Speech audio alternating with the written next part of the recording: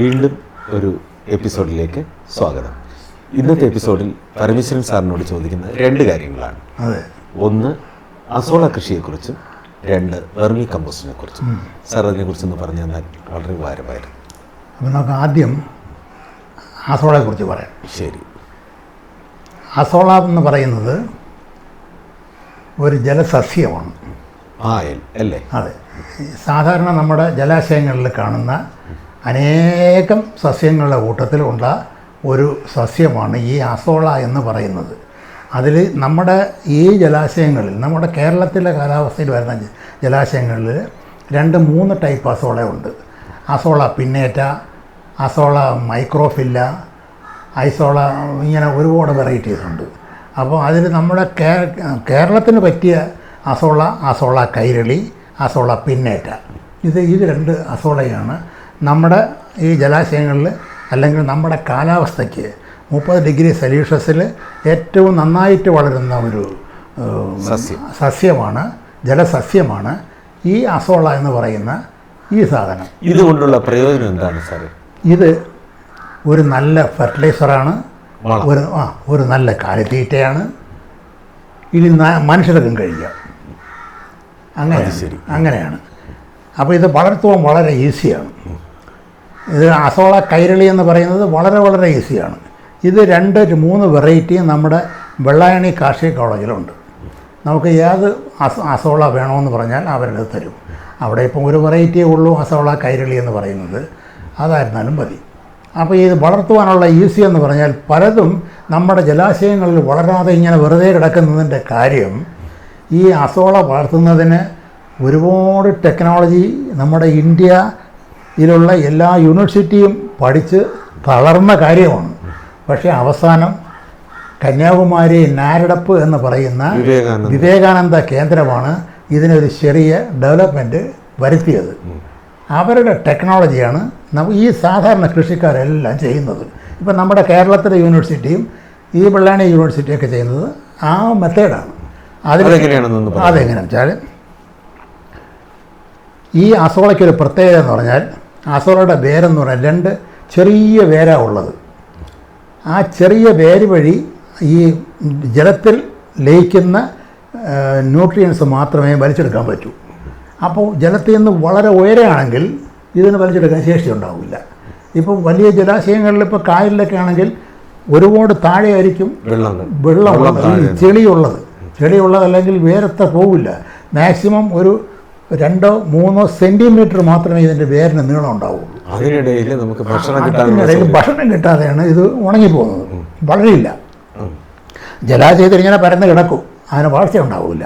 അതിന് നമുക്ക് ചെയ്യാവുന്നത് ടെക്നോളജി എന്ന് പറഞ്ഞാൽ ഈ സിൽപോൺ ഷീറ്റ് മെത്തേഡ്. സിൽപോൺ ഷീറ്റ് നമുക്ക് വാങ്ങാൻ കിട്ടും. അത് കഴിയുന്നതും തിക്നെസ് കൂടിയെടുക്കുക. ഒരു 200 ഗേജൊക്കെ ഉള്ള സിൽപോൺ ഷീറ്റ്, ഒരു 6 അടി നീളം 4 അടി വീതി, അല്ലെങ്കിൽ 6 അടി നീളം 3 അടി വീതി, ഇങ്ങനെയുള്ള കൺവീനിയൻ്റ് ആയിട്ടുള്ള ഒരു ഇതെടുക്കുക. പിന്നെ സിൽപോൺ ഷീറ്റ് എടുക്കുക. സിൽപോൺ ഷീറ്റ് തന്നെ അത് UV സ്റ്റെബിലൈസ്ഡ് ആയിരിക്കണം. UV സ്റ്റെബിലൈസ്ഡ് ആണെങ്കിൽ സൂര്യപ്രകാശം ഡയറക്റ്റായി എടുക്കുമ്പോൾ അത് പൊടിഞ്ഞു പോകില്ല. അപ്പോൾ UV സ്റ്റെബിലൈസ്ഡ് ഈ സിൽപോൺ ഷീറ്റ് വാങ്ങാൻ കിട്ടും. അത് വാങ്ങിയിട്ട് ഇതിന് ഏറ്റവും 8 സെൻറ്റിമീറ്റർ മാത്രമേ വെള്ളത്തിന് ഹൈറ്റ് പാടുള്ളൂ. അതിൻ്റെ ഇമ്പോർട്ടൻ്റ് ആയിട്ടുള്ള ഒരു കാര്യം അതാണ്. തറയിൽ നിന്നും അല്ലെങ്കിൽ ചെളിയിൽ നിന്നും 8 സെൻറ്റിമീറ്റർ ഹൈറ്റ്. എന്നുവെച്ചാൽ നമ്മൾ ഈ ഷീറ്റിനെ മടക്കി വെച്ച് കഴിഞ്ഞാൽ, ഒരു ചുടുകല്ല് മറച്ച് വെച്ച് കഴിഞ്ഞാൽ അതിൻ്റെ വീതി മാത്രമാണ് ഇതിൻ്റെ ഹൈറ്റ് എന്ന് പറയുന്നത്. അതിനകത്ത് അത്രയും ഹൈറ്റിൽ നിന്ന് കഴിഞ്ഞാൽ ഈ ജലത്തിൽ ലയിക്കുന്ന ന്യൂട്രിയൻസ് മുഴുവനും ചെടിക്ക് വലിച്ചെടുക്കാൻ പറ്റും, അസോളയ്ക്ക് വലിച്ചെടുക്കാൻ പറ്റും. അപ്പോൾ ഇതിനെ നമ്മൾ നേരത്തെ പറഞ്ഞ ആ അളവിലുള്ള ഒരു ഷീറ്റ് എടുക്കുക. ഷീറ്റ് എടുത്തിട്ട് ചുടുകല്ല് ഇങ്ങനെ ചരിച്ച് പാകണം. ഒരു റെക്റ്റാങ്കിൾ ടൈപ്പിലോ സ്ക്വയർ ടൈപ്പിലോ ഒരു ടാങ്ക് ഉണ്ടാക്കുക. ഈ ചുടുകല്ലിനകത്ത് ഒരു ടാങ്ക് നമ്മൾ ഉണ്ടാക്കും. 4 വശവും കല്ല് ഞാൻ നിരത്തി വെച്ചിട്ട് ഈ ഷീറ്റിനകത്ത് മടക്കി വയ്ക്കും. മടക്കി വെച്ചിട്ട് അതിൽ വെള്ളം ഒഴിച്ച് ഇതിനകത്ത് ഇപ്പോൾ ഒരു എക്സാമ്പിളായിട്ട് ഒരു 20 സ്ക്വയർ മീറ്റർ ഉള്ള ഒരു ഇതിനകത്ത് ഈ സിൽപോൺ ഷീറ്റിനകത്താണെങ്കിൽ നമുക്കൊരു 6 കിലോ മണ്ണ്, നല്ല വളക്കൂറുള്ള മണ്ണ് ചരലെല്ലാം പറക്കി മാറ്റിയിട്ട് ഇതിനകത്ത് ഒന്നുപോലെ നിരത്തണം. മണ്ണ് നിരത്തിയതിന് ശേഷമാണ് വെള്ളം. മണ്ണ് നിരത്തിയിട്ട് ഇതിനകത്തൊരു 5 കിലോ ചാണകം, പച്ച ചാണകം കലക്കി അവിടെ ആയിട്ട് ഒഴിക്കുക. ഒഴിച്ചതിന് ശേഷം പിന്നെ നിറച്ച് വെള്ളം ഒഴിക്കണം. എന്നിട്ട് വെള്ളം ഒഴിക്കണം. വെള്ളം ഒഴിക്കുമ്പോൾ ഏതാണ്ട് ഈ കല്ലിൻ്റെ അകത്ത് പുറത്ത് കളയാത്ത രീതിയിൽ വെള്ളം നിറഞ്ഞു നിൽക്കണം. വെള്ളം നിറഞ്ഞു നിന്നാൽ ഇതിൽ അസോള എന്ന് പറയുന്നത് മിക്കവാറും അത് നമ്മൾ ഒരു കോളേജിൽ നിന്നോ യൂണിവേഴ്സിറ്റിയിൽ നിന്നോ അല്ലെങ്കിൽ ഇവിടെ കൃഷി വിജ്ഞാന കേന്ദ്രത്തിൽ നിന്നൊക്കെ വാങ്ങിക്കഴിഞ്ഞാൽ വേര് മേളിൽ തന്നെ വരരുത്, അടിയിൽ തന്നെ വരണം. അപ്പോൾ എടുത്തിടുമ്പോൾ സാധാരണ ചിലർക്ക് പറ്റും വേര് പുറത്തായി പോവും, അപ്പോൾ അത് ഉണങ്ങിപ്പോവും. അപ്പോൾ എല്ലായിടത്തും ഇങ്ങനെ പറക്കി ഇങ്ങനെ 4 വശവും വിതറിയിട്ടതിന് ശേഷം അതിന് പുറത്ത് അസോള വേര് മുകളിൽ വന്നതിനൊക്കെ പിടിച്ച് നേരെ ഇട്ടിട്ട് എല്ലാ സ്ഥലത്തും ഒരുപോലെ ഇട്ടതിന് ശേഷം ഒരു 20 ഗ്രാം നമ്മുടെ സാധാരണ പാറപ്പൊടി ഇട്ട് കൊടുത്താൽ മതി. അതാണ് ഇതിൻ്റെ വളം. പാറപ്പൊടി ഇട്ട് കൊടുത്താൽ മതി. അതല്ലെങ്കിൽ രാജ്ഫോസ്, ഒരു 2 സ്പൂൺ രാജ്ഫോസ് അവിടെ തൂറ്റി കൊടുക്കുക. ഇതും കൂടെ ജലത്തിലിട്ട് നല്ലവണ്ണം വെള്ളം കുറഞ്ഞു പോകുന്നതിന് മാത്രം ഒഴിക്കുക. അപ്പോൾ മഴ പെയ്ത് വെള്ളം നിറഞ്ഞ് വെളിയിൽ പോകുന്നതിന് തടയാൻ വേണ്ടി ചെറിയ ഒരു കുപ്പിയുടെ അടപ്പോ എന്തെങ്കിലും ഒരു സൈഡിൽ വെച്ചിട്ട് ഇതിന് ദ്വാരം ഇട്ട് വെച്ച് കൊടുത്താൽ ഒരേ അളവിൽ വെള്ളം വെളിയിൽ പൊയ്ക്കോളും, അസോള വെളിയിൽ പോകില്ല. അത് ശരി, അവിടെ നിന്നോളും. ഏകദേശം ഒരാഴ്ച അല്ലെങ്കിൽ ആദ്യത്തെ ഒരു 10 ദിവസം അസോളയുടെ വളർച്ച വളരെ മന്ദഗതിയിലായിരിക്കും. കാരണം പുതിയൊരു സ്ഥലത്ത് നമ്മൾ പ്ലാന്റ് ചെയ്യുമ്പോൾ ഈ അസോള വളരെ മന്ദഗതിയിൽ വളർച്ച ഉണ്ടായിട്ട് പിന്നീട് ഇത് വളരെ ഫാസ്റ്റായിട്ട് വളരാൻ തുടങ്ങും. ആ സമയത്താണ് ഇതിൻ്റെ വളർച്ച. അപ്പോൾ ദ്രുത വളർച്ചാ ഘട്ടം ആദ്യം വളർച്ചയില്ലെന്ന് പറഞ്ഞ് നമ്മൾ പേടിക്കണ്ട. അത് പിന്നെ ദ്രുത വളർച്ചാ ഘട്ടമാണ്. നല്ല സ്പീഡിൽ വളരും. ആ സമയത്ത് നമുക്ക് വിളവെടുക്കാം. നമുക്ക് കൃഷിയിടങ്ങളിലിടാം. വളമാറ്റ് ഉപയോഗിക്കാം, കോഴിക്ക് കൊടുക്കാം, പശുവിന് കൊടുക്കാം, ആട്ടിന് കൊടുക്കാം. നമുക്ക് വട ഉണ്ടാക്കുമ്പോഴും ദോശ ഉണ്ടാക്കുമ്പോഴും ഇതിലെ പ്രധാന ഇൻഗ്രീഡിയൻ്റ് പറയുന്ന പ്രോട്ടീൻ, റിച്ച് പ്രോട്ടീനാണ് ഇതിലുള്ളത്. അപ്പോൾ ഇത് പശുവിന് കൊടുക്കാം, കോഴിക്ക് കൊടുക്കാം. പക്ഷേ നമുക്ക് ഓംലെറ്റ് ഉണ്ടാക്കുമ്പോഴോ ദോശ ഉണ്ടാക്കുമ്പോഴോ 1-2 പ്ലാന്റ്സൊക്കെ അതിലിടത്തിട്ട് നമുക്കും കഴിക്കാം. ചക്കക്കുരു തോരൻ വയ്ക്കുമ്പോൾ അതിലും ഉണ്ടാക്കാം. കുറേ റെസിപ്പി ഉണ്ടാക്കാം ഇതിൽ ഈ അസോളയിൽ. അപ്പോൾ ഇങ്ങനെ കുറയുന്നതനുസരിച്ച് ദിവസവും വിളവെടുക്കുകയും ചെയ്യാം. അല്ലെങ്കിൽ 1-2 വിളവെടുത്ത് അസോളയുടെ വളർച്ച ദ്രുതഗതിയിൽ അല്ലെങ്കിൽ ദ്രുത വളർച്ചാ ഘട്ടത്തിൽ നിർത്തുക. നൈട്രജൻ്റെ അളവ് നമുക്ക് അതിനകത്ത്. അപ്പോൾ ഇതിനകത്ത് ഒരു 15 ദിവസത്തിലൊരിക്കൽ രാജ്ഫോസ് കൊടുക്കുക. പിന്നെ പുതുതായിട്ട് പ്ലാന്റ് ചെയ്യേണ്ട ആവശ്യമില്ല. ഇതിന് രോഗങ്ങൾ കാര്യമായിട്ടൊന്നുമില്ല, ഒരു രോഗവുമില്ല. പിന്നെ രോഗങ്ങൾ വരാതെയില്ല. ചില സമയത്ത് പുഴുക്കളൊക്കെ വരും. ആ സമയത്ത് കീടനാശിനിയുടെ ആവശ്യമില്ല. നമ്മളെപ്പോഴും കുറച്ച് മദർ പ്ലാന്റ്സ് എന്ന് പറയുന്ന കുറച്ച് സ്റ്റോക്ക് വച്ചേക്കണം. അപ്പോൾ ഇതിനെ അങ്ങോട്ടെടുത്ത് ക്ലീൻ ചെയ്ത് മാറ്റിയ ശേഷം നമ്മൾ സ്റ്റോക്ക് ചെയ്ത് വയ്ക്കുന്ന ആ അസോളയിൽ നിന്ന് കുറച്ചെടുത്ത് വിതറുക. ഇത്രയും ചെയ്താൽ മതി. വളരെ ഈസിയായിട്ട് ചെയ്തെടുക്കാം. പശുവിൻ്റെ നമ്മുടെ കർഷകരൊക്കെ ഇതൊന്ന് അഡോപ്റ്റ് ചെയ്യണം.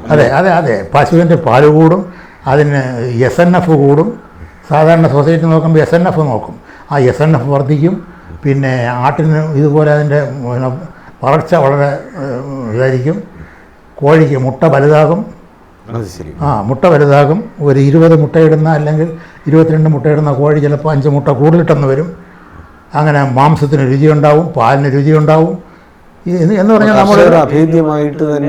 നമ്മളൊരു ഓർഗാനിക് മാംസം, ഓർഗാനിക് പാല്, ഓർഗാനിക് മുട്ട എന്ന് പറയുന്നതിന് ഈ അസോള മാത്രം കൊടുത്താൽ മതി. ആടൊക്കെ ധാരാളം കഴിക്കും. ആട് അതുപോലെ താറാവുള്ള സ്ഥലത്ത് ഈ അസോള വളർത്താൻ പറ്റില്ല. കാരണം അവൻ കംപ്ലീറ്റ് ചെയ്ത് എപ്പോഴും ഇതിൻ്റെ അടുത്തുനിന്ന് പോവില്ല, തിന്നിട്ടേ പോകും. നല്ല ടേസ്റ്റുമാണ്. ഇതിനെ നമുക്ക് തന്നെ എടുത്ത് തോരൻ വയ്ക്കാം. തോരൻ വയ്ക്കാം, ദോശ ഉണ്ടാക്കി ഇവിടെ നമ്മൾ ദോശ വയ്ക്കാം. ദോശ ഉണ്ട്, ഇഡ്ഡലിയൊക്കെ മാവിലൊക്കെ ഇട്ട് കുഴച്ചിട്ട് എടുത്തിട്ട് നല്ല രുചിയാണ്. നമ്മളിപ്പം കഴിക്കുമ്പോൾ അത് നന്നായിട്ട് ക്ലീൻ ചെയ്തിട്ട് നല്ല ശുദ്ധമായ വെള്ളത്തിൽ നന്നായിട്ട് കഴുകണം. നന്നായിട്ട് കഴുകിയതിന് ശേഷം അതിൻ്റെ വേരെ നിർത്തി കളയാനൊന്നുമില്ല. വേരിനൊരു ചെറിയ നിറവ്യത്യാസം കാണും, പക്ഷേ ഒരു ദോഷവുമില്ല. അതിനെടുത്ത് നല്ലവണ്ണം കഴുകിയിട്ട് ഇതിനെ നമുക്ക് എവിടെ വേണോ ഉപയോഗിക്കാം. ദോശ ഉണ്ടാക്കുമ്പോൾ ദോശയിലിടാം, അരിമാവിലിടാം, പുട്ടുണ്ടാക്കാം, തോരൻ വയ്ക്കുമ്പോൾ അതിലിടാം. എന്ത് വേണോ നമുക്കിത് എങ്ങനെയെങ്കിലും കഴിക്കാമെന്നുള്ളതേ ഉള്ളൂ. അത്രയ്ക്ക് വളരെ ഈസിയാണ്. അപ്പോൾ നമുക്ക് നമ്മളെല്ലാം മസാലയെക്കുറിച്ച് സാർ നന്നായിട്ട് പറഞ്ഞു തന്നു. ഇനി വെർമി കമ്പോസ്റ്റിനെ കുറിച്ച് കൂടി ചെറുതായിട്ട് ഈ മേഖലയിൽ പ്രവർത്തിച്ചു എന്നുള്ള രീതിയിലാണ് സാറിനോട് ചോദിച്ചത്. വെർമി കമ്പോസ്റ്റും വളരെ ഇതുപോലെ തന്നെയാണ്, ഈസിയാണ്. വെർമി കമ്പോസ്റ്റിന് കുറച്ച് ബുദ്ധിമുട്ടെന്ന് പറയുന്നത് നമ്മുടെ ഈ സാധാരണ വേംസ് അല്ല ഇതിന് ഉപയോഗിക്കുന്നത്. സാധാരണ പെട്ടെന്ന് നമുക്ക് തോന്നും ഈ വേംസ് വെച്ച് ഈ വെർമി മണയെ വെച്ച് കൃഷി കമ്പോസ്റ്റ് ഉണ്ടാക്കുന്നു. പക്ഷേ മണര എന്ന് പറയുന്നത് നമ്മുടെ സാധാരണ മണര അല്ല. ഈ കമ്പോസ്റ്റിന് വേണ്ടി ഉപയോഗിക്കുന്നത് 2 മണ്ണിര ഉപയോഗിക്കുന്നു. രണ്ട് മണ്ണിര, 2 വെറൈറ്റി മണ്ണിര. ഒന്ന് യൂട്രലസ് യൂജിനിയ, ഒന്ന് ഐസീനിയ ഫൈറ്റിഡ, പിന്നെ ഒന്ന് പീരിയോണിക് സാൻസിഫെരിക്കൽസ്. ഇങ്ങനെ 3 ടൈപ്പ് മണ്ണിര ഉപയോഗിക്കാം.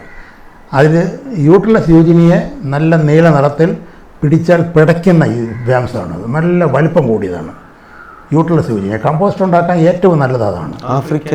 ആഫ്രിക്കൻ സൗത്ത് ആഫ്രിക്കൻ വേംസാണത്, ഈ യൂട്രലസ് യൂജിനിയ. ഐസീനിയ ഫൈറ്റിഡ എന്ന് പറയുന്നത് നമ്മുടെ ഓസ്ട്രേലിയൻ വേംസാണ്. അത് റെഡ് കളറിലിരിക്കും, നീളം കുറവാണ്, സൈസും കുറവാണ്. അത് ധാരാളം മൾട്ടിപ്ലൈ ചെയ്യും. പിന്നെ പീരിയോണിസ് എന്ന് പറയുന്ന വെറൈറ്റി നമ്മുടെ കേരളത്തിൻ്റെ വെറൈറ്റിയാണ്. നമ്മുടെ ചാണകക്കുഴിയിലൊക്കെ നല്ല റെഡ് നിറത്തിൽ ചെറിയ വണ്ണം കുറഞ്ഞ നൂല് പോലെ കാണുന്നത്, അതാണ് പീരിയോണിക്സ് വെറൈറ്റി. ഇതിൽ കമ്പോസ്റ്റ് ചെയ്യാൻ ഏറ്റവും നല്ലത് യൂട്രലസ് യൂജിനിയയും ഐസീനിയ ഫൈറ്റിഡയുമാണ്. ഹൗസ് ഹോൾഡ് വേസ്റ്റ് ഉപയോഗിച്ച് വീട്ടിലെ വേസ്റ്റുകൾ നമുക്കിതിനെ കമ്പോസ്റ്റാക്കി മാറ്റാം. അപ്പോൾ നാട്ടും സ്മെല്ല് വരുന്നില്ല. മണ്ണിരയുടെ ധാരാളം പ്രൊഡ്യൂസ് ചെയ്യുന്നത് എൻസൈമുകളാണ്. ഈ മണ്ണിരയുടെ എൻസൈമിൻ്റെ പ്രവർത്തനം കൊണ്ട് സ്മെല്ലുണ്ടാക്കുന്ന ഗ്യാസിനെ ഇവൻ സ്പ്രെഡ് ചെയ്ത് കളയും. അപ്പോൾ പിന്നെ സ്മെല്ലുണ്ടാവില്ല. നമ്മൾ എത്ര മാലിന്യമുള്ള, എത്ര സ്മെല്ലുള്ള ഒരു മാലിന്യം എടുത്ത് കമ്പോസ്റ്റാക്കി വെച്ചാലും ആ കമ്പോസ്റ്റിന് യാതൊരു മണവും കാണില്ല, യാതൊരു സ്മെല്ലും ഉണ്ടാവില്ല. അങ്ങനെ യാതൊരു മണവും രുചിയും ഇല്ലാത്ത ഒരു സാധനമാണ് വെർമി കമ്പോസ്റ്റ്. ഇങ്ങനെയുള്ള വേംസിനെ വെച്ചിട്ടാണ് നമ്മൾ കമ്പോസ്റ്റ് ചെയ്യുന്നത്. ഉദാഹരണമായിട്ട് പറഞ്ഞാൽ അതും പിന്നെ കമ്പോസ്റ്റ് നിർമ്മാണവും വളരെ എളുപ്പമാണ്. എളുപ്പത്തിൽ പറഞ്ഞു തീർക്കാവുന്ന ഒരു ബക്കറ്റ്, നമ്മുടെ ഹൗസ് ഹോൾഡ് വേസ്റ്റ് ഉപയോഗിക്കുന്ന ചെറിയൊരു ബക്കറ്റ്, ഏത് ബക്കറ്റ് ആയിക്കോട്ടെ, ആ ബക്കറ്റിന് അടപ്പ് വേണ്ട. ഈ ബക്കറ്റിനകത്ത് ഏറ്റവും അടിയിൽ കുറച്ച് മണ്ണിടുക. മണ്ണിൻ്റെ പുറത്ത് കുറച്ച് ചകിരി നല്ലവണ്ണം പിച്ച് അല്ലെങ്കിൽ തൊണ്ടിനെ നല്ലവണ്ണം കട്ട് ചെയ്ത് അതിനെ എടുത്ത് ഇതിൻ്റെ പുറത്ത് വെച്ചിടുക. ഏറ്റവും അടിയിൽ മണ്ണ്, അതിന് മുകളിൽ ചകിരിയുടെ പുറത്ത് കുറച്ച് ചാണകം അവിടെ ആറ്റ് പിച്ചിട്ടണം. ചാണകം ഇല്ലെങ്കിൽ ഒന്നുമില്ല, ചോറ് മതി. പഴയ ചോറ് കുറച്ചിട്ടിട്ട് ഇവിടെ നമുക്ക് വേംസിനെ വിടാം. വേസ്റ്റ് ഇടുന്നതിൻ്റെ മുകളിലായിരിക്കും അല്ലേ? വേസ്റ്റ് ഇങ്ങനെ ഡെയിലി ഇട്ടുകൊണ്ടിരുന്നാൽ മതി. വേസ്റ്റ് നമുക്ക് ഡെയിലി ഉള്ള ഇപ്പം ഒരു വീട്ടിലുള്ള 1 കിലോ 1 കിലോ വേംസ് ഭക്ഷ്യ വേസ്റ്റുകളൊന്നും ഇടാൻ പറ്റില്ല. അത്രയും കമ്പോസ്റ്റ് വേണം. 2000, 3000, 10000 വേംസൊക്കെ വേണം. നമ്മളിപ്പോൾ 5-10 വേംസ് കൊണ്ട് വെച്ചിട്ട് ഒന്നും ചെയ്യാൻ പറ്റില്ല. നമുക്ക് ഏറ്റവും കുറഞ്ഞത് ഒരു 50 വേംസെങ്കിലും വേണം. 50 വേംസിനെ എടുത്തിട്ട് അതിനെ ആദ്യം മൾട്ടിപ്ലൈ ചെയ്യണം. പച്ച ചാണകത്തിനാണ് മൾട്ടിപ്ലൈ ചെയ്യേണ്ടത്. പച്ച ചാണകം എടുത്ത് അതിനെ വേംസിനെയും കൂടെ ഇട്ട് കൊടുത്താൽ ഇത് പെട്ടെന്ന് ഫാസ്റ്റായിട്ട് തിന്ന് പെട്ടെന്ന് മൾട്ടിപ്ലൈ ചെയ്യും. ഏതാണ്ട് 1.5 മാസം കൊണ്ട് നമ്മൾ ഇട്ട് കൊടുത്ത 100 വേംസ് ആണെങ്കിൽ അത് ഏകദേശം ഒരു 200-300 വേംസ് വരെ ആകും 1.5 മാസം കൊണ്ട്. അങ്ങനെ ചാണകം മാത്രം കൊടുത്ത് മൾട്ടിപ്ലൈ ചെയ്തതിന് ശേഷം ഇതിനെ ശരിക്കും ടാങ്കുകളിലേക്ക് മാറ്റും. ടാങ്കുകളിലോട്ട് മാറ്റും. വലിയ കർഷകർ ചെയ്യുന്ന അങ്ങനെയാണ്. വലിയ ടാങ്കുകൾ കിട്ടും. ടാങ്ക് കെട്ടിയിട്ട് അതിനകത്ത് ലൈറ്റ് റൂഫ് എന്ന് പറഞ്ഞാൽ മഴ പെയ്താൽ നനയരുത്, വെയിൽ കൊള്ളരുത്. അങ്ങനെയുള്ള മണ്ണിരകൾക്ക് ഒരിക്കലും ഇഷ്ടപ്പെടാത്തതാണ് ലൈറ്റ് ആ മണ്ണിരയ്ക്ക് ഇഷ്ടമില്ല. അപ്പോൾ അതിനെ നമ്മൾ ടോർച്ച് അടിച്ചു കഴിഞ്ഞാൽ അതിനടിയിലോട്ട് പകലും. അപ്പോൾ പകൽ മുഴുക്കെ അവൻ അടിയിൽ കഴിയും, അടിയിൽ നിന്ന് ഭക്ഷിക്കും. രാത്രി മുഴുക്കെ വെളിയിൽ വരും. അതാണ് മണ്ണിരയുടെ സ്വഭാവം. അങ്ങനെയുള്ള പറഞ്ഞപ്പോഴാണ് എനിക്കൊരു കാര്യം ഓർമ്മ വന്നത്. പണ്ട് സാറ് ഇവിടുന്ന് മണ്ണിനെയും കൊണ്ട് ബസ്സിലൊരു ദിവസം പോയ ഒരു ട്രെയിനിൽ രാത്രി ആയപ്പോ എല്ലാം കൂടി അയ്യോ മലപ്പുറത്ത് പോയത്. അതൊന്ന് പറയാമോ? അതൊന്ന് പറയാമോ? അയ്യോ അതൊരു ഭയങ്കര അനുഭവമല്ലേ. 20,000 മേംസ് ഉണ്ട്, 20,000 2 വലിയ ബക്കറ്റ് നിറയെ 2 ജോലിക്കാരെയും കൊണ്ടാണ് പോകുന്നത്. അത് മലപ്പുറം കാളികാവ് പഞ്ചായത്തിൻ്റെ സ്കീമിന് അടിപൊളി പ്രോഗ്രാം. പക്ഷെ ഇത് കൊണ്ടുപോയപ്പോൾ രാത്രി ഇരുട്ട് വന്ന് അവിടെ ചെന്ന് റെയിൽവേ സ്റ്റേഷനിൽ panchayat president, panchayat jeep, panchayat members എല്ലാവരും കൊണ്ട് ഞങ്ങൾ സ്വീകരിക്കാൻ. ഞാൻ ഇവിടുന്ന് വിജയകുമാറും ഞാനും കൂടെ പോകുന്നത് പാറശാല. ഇത് കൊണ്ടുപോകുന്ന വിജയകുമാർ അവിടുത്തെ കൃഷി ഓഫീസർ ഇവിടെ കാളികാവിലെ. അവിടെ ചെന്ന് ഇറങ്ങിയപ്പോൾ പഞ്ചായത്ത് ഈ നിലമ്പൂർ വരെ വണ്ടിയുള്ളൂ. ഈ ട്രെയിൻ നിലമ്പൂർ വരെ ഉള്ളൂ. അവിടെ നിന്ന് പിന്നെ ജീപ്പ്, പഞ്ചായത്ത് ജീപ്പ് വന്ന് കിടന്നു. അതിൽ കയറ്റി രാത്രി ഓരോ ഇതിലും അത് കൊണ്ടുപോയത് 20,000 അല്ല സാറേ, 50,000 മേംസ് ഉണ്ടായിരുന്നു അവിടെ കൊണ്ടുപോയത്. ഇത് വേറൊരു സ്ഥലത്ത് പോയതാണ് 20,000 എന്ന് പറഞ്ഞു. 50,000 മേംസം കൊണ്ട് അവിടെ ചെന്നപ്പോഴത്തേക്ക് ഓരോ വാർഡിലും ഓരോ ഓരോ പിറ്റിനും സബ്സിഡി 20,000 രൂപ. അങ്ങനെ സ്കീമുകൾ നടപ്പിലാക്കി. ഞാൻ ഉദ്ദേശിച്ചത് ഇത് കൊണ്ടുപോയപ്പോൾ രാത്രി ഇരുട്ടായപ്പോൾ രാത്രി ഇരുട്ട് ഈ 28 വാർഡുണ്ട്. അല്ല സാറേ, ഈ ഇത് കൊണ്ടുപോയി രാത്രിയായപ്പോൾ ഇത് പുറത്ത് വന്ന് ട്രെയിനിൽ വന്നപ്പോൾ ഇവനെല്ലാം ചാടി പുറത്തിറങ്ങി. കാരണം ഇരുട്ട് വന്നപ്പോൾ ഇവൻ പിന്നെ അകത്ത് കിടക്കുന്നില്ല, പുറത്തിറങ്ങി. അയ്യോ ഈ ജോലിക്കാവ് കംപ്ലീറ്റ് ഇതിനെ തട്ടി അകത്ത് 2 പേരിരിക്കുകയല്ലേ. ടോർച്ച് ഇങ്ങനെ അടിച്ചു കൊടുക്കും. ഇവനെ തട്ടി അകത്തിട്ട് വല്ല വിധേനയും അവിടെ കൊണ്ടുവന്ന് പറ്റിച്ച്. വല്ല വിധേന അത് എല്ലാം യൂട്രസ് യൂജിനിയെ തടിമോട മേംസ് 1 അടി വരെ നീളമുണ്ട്. കണ്ട പേടിച്ചു. ട്രെയിനിൽ വന്ന് ഓരോരുത്തർ നോക്കിയിട്ട് ഓടിക്കളയും, തിരിച്ച് ഓടിക്കളയും. സത്യം പറഞ്ഞാൽ ഈ നമ്മുടെ കൃഷി വകുപ്പിൽ ഇത്രയും സുഖിച്ച ഒരാൾ എന്നെ പോലെ വേറൊരാൾ കാണില്ല. ഇത്രത്തോളം കേരളത്തിലുടനീളമുള്ള യാത്രയ്ക്ക് വേണ്ടിയിട്ട് ട്രെയിനിങ്ങുകളും പരിശീലന പരിപാടികളും ഒക്കെ നിരവധി സംഘടിപ്പിക്കുകയുണ്ടായി. അപ്പോൾ അതിൽ ചില കാര്യങ്ങൾ മാത്രമേ ഇവിടെ പറഞ്ഞിട്ടുള്ളൂ. സാറിനോട് സംസാരിക്കുകയാണെങ്കിൽ ഇനി ഒരുപാട് കാര്യങ്ങൾ നമുക്ക് മനസ്സിലാക്കാനായിട്ട് സാധിക്കും. അത് ഇനി മറ്റൊരു അവസരത്തിലാകാം. ഈ പരിപാടിയിൽ പങ്കെടുത്ത് സംസാരിച്ചതിന് സാറിന് നന്ദി രേഖപ്പെടുത്തുന്നു. വളരെ നന്ദി.